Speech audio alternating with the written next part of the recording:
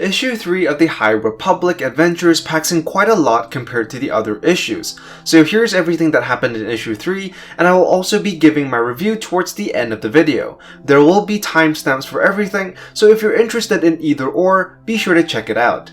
We start off with Krix watching a holorecording of Zeen, who is expressing how much she misses him after they split up back in Bralanak City. And when we watch it from Zeen's side, there is a holorecording of Krix expressing his anger, feeling betrayed about not knowing about Zeen's ability to use the Force, which is outlawed back in Bralanak City. After reaching the Starlight Beacon, we learn that for the most part, Zeen is fitting in well among the other Jedi padawans, but there are still some lingering emotions that persist, and she is still upset about the destruction of her city and her broken relationship with Krix.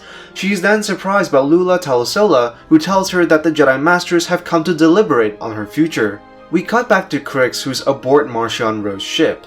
As he is brought before the leader of the Nile, we see that the Eye is busy interrogating Elder Tromac. We then learn that Marchion Ro is after an artifact related to the one Yoda found back in Issue 2. However, Elder Tromac, insisting that it is sacred information that should not be shared with outsiders, is making things difficult.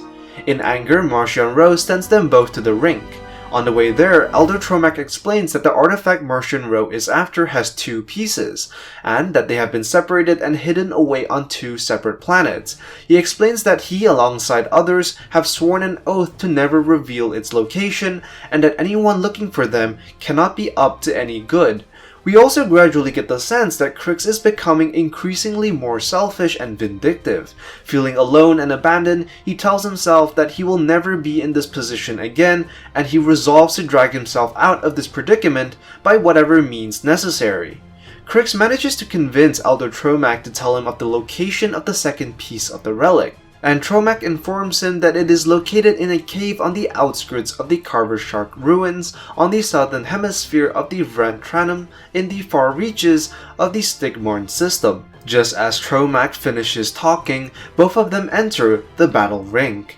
Back on the Starlight Beacon, the Jedi Masters convene to discuss Zeen's fate, and we get a lot of parallels here during the prequel era when the Jedi Masters deliberated on whether or not to train Anakin Skywalker.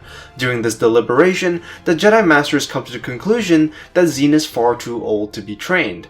Back on the Nile's ship, Marchion Ro discovers that someone has been using a holo projector to communicate with the Starlight Beacon. He then stops the event and proclaims that there is a traitor, much to the horror of Krix. On the Starlight Beacon, after more discussions, they decide that Zeen will be allowed to stay temporarily, at least until they can find a place for her to go. We also learn that the holo projector that Zeen and Krix are communicating with was given by Yoda, who has secretly used it to track the Nile ship.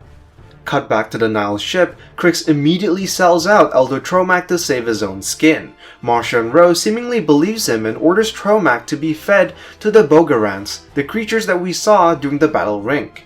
Marchion Ro then proceeds to order Krix to follow him. Krix watches as Elder Tromac is dragged away. We then learn that Marchion Ro is well aware that Krix is lying, but instead of punishing him, he compliments Krix on his manipulation. He then tells Krix that Zeen has been manipulating him as well, using him to find the Nile's location. He then tells Krix that there is a way for him to redeem himself and begins planning on how to set a trap for the Jedi.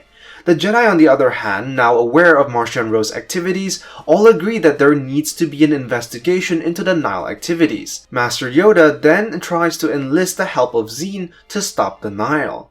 In the final scene, we get a side-by-side frame with Krix seemingly more convinced about helping the Nile, but with Zeen who still remains unsure.